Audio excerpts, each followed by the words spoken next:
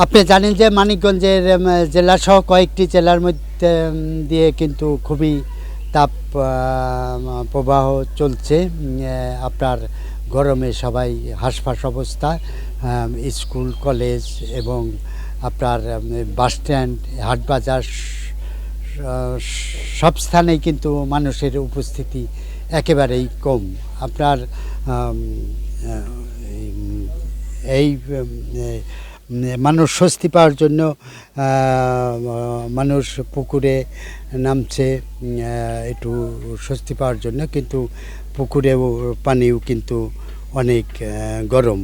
আজকে আপনার ৩৫ ডিগ্রির উপরে তাপমাত্রা, তাতেও কিন্তু ব্যবসা গরমে মানুষের খুবই অস্থিরতা মানুষের মধ্যে।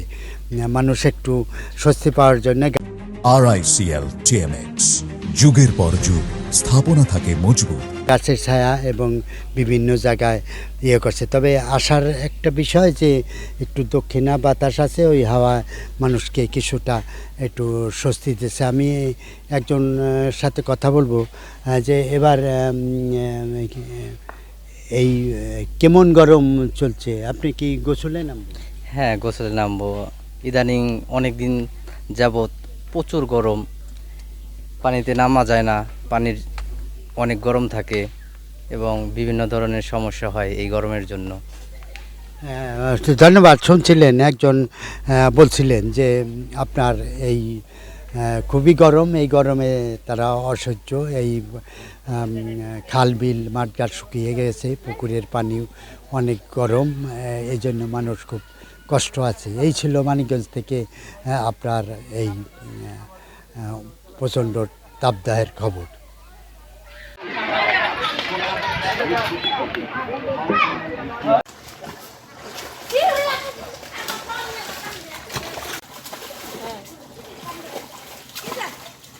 বাংলাদেশে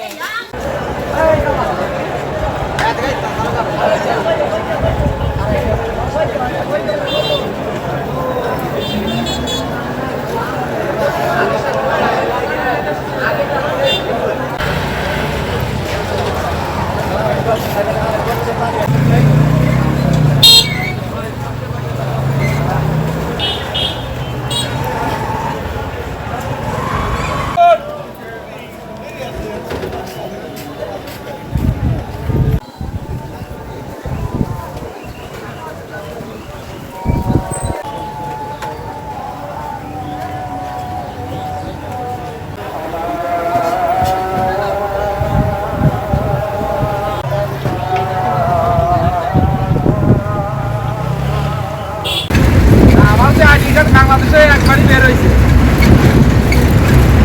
সেখানে